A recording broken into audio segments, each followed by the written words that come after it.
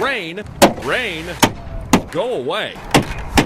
I've lived here my whole life. I've never seen rain like this. Peter Pkgs with KDT Construction is supervising multiple crews working to fix leaky roofs at sites all across southern Clark County.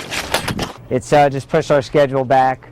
We're about 2 weeks, I think. Once we get a call, it takes us 2 weeks to even get out with it. 2 weeks just for someone to get out and give you an estimate. If you want work done, it will be another 2 weeks before a crew can get to you. Vegas is not used to getting this type of rain, so anytime it does, it just, our calls are doubling, tripling. So much rain, an almost obscene amount for a desert, 6 inches since December 1st. It's amazing what we've seen out here so far. Gail Fraser with Clark County Regional Flood Control is surprised. He says the valley hasn't seen this much rain in such a short amount of time since 1941. Fraser tells Eyewitness News newly constructed flood channels in the Northwest Valley near Alexander and Durango are working, helping areas that were problems just 18 months ago. Otherwise, if you remember in 2003, that flood control facility wasn't there, and it went through those older areas and the cul-de-sacs and damaged a lot of homes. So that worked. Speaking of work, a day where the sun is shining is rare these days. Peter Pkgs' work crews are working double time, trying to fix leaky roofs before the next rain comes. I think already this month, in the first 2 weeks, we had about 160 calls. We don't know the victim that we are reporting on, but this, of course, is very different. Polly was our friend, our colleague. This evening, those who loved her and admired her came together at a local park to keep her memory alive.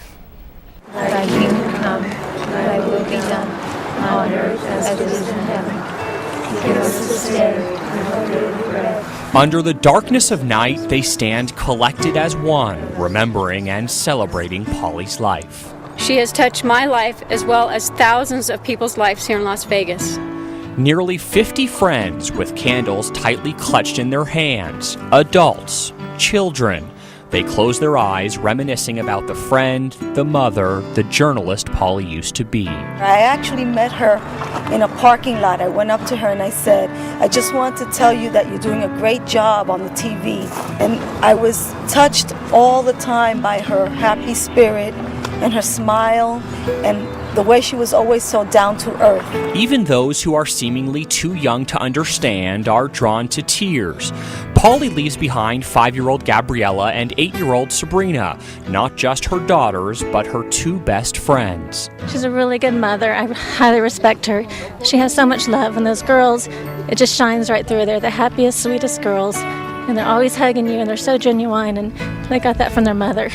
A mother loved by so many. I just really am going to miss her a lot. She was a wonderful person.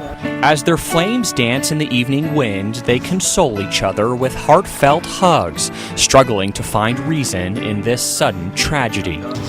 There's a lot of trials in our life for various reasons, but if we can grow stronger through them, then that's the purpose. Polly's self-made purpose in life was to encourage others to do good, to be a shining light in the eyes of everyone she met. Polly's funeral will be held in her home. With smoke and flames billowing in the air, more than 50 firefighters attack the blaze. An army of engines and equipment park in the middle of Sahara, creating a traffic nightmare for those driving through. The Las Vegas Fire Department's Tim Zamansky says the building is too dangerous for crews to go inside. The roof is caving in the middle of the building, and we don't want to, we have nobody inside the building. We're not going to risk the life of a firefighter. Instead, they fight the fire from the air. Using 3 ladder trucks, they pour more than 4,000 gallons of water per minute on the building. We're pouring a lot of water inside. So much so, area streets begin to flood. A river pours into a nearby neighborhood, forcing people to navigate around the water as they walk down the sidewalk. Just 2 buildings over from the fire, workers at the Egg and Eye restaurant keep a close eye out the window. Well, we were because of the water, and there's lots of water coming through, so we're worried about flooding. But flooding is not the only concern. There's 2 trucks there, so I'm hoping they can cross.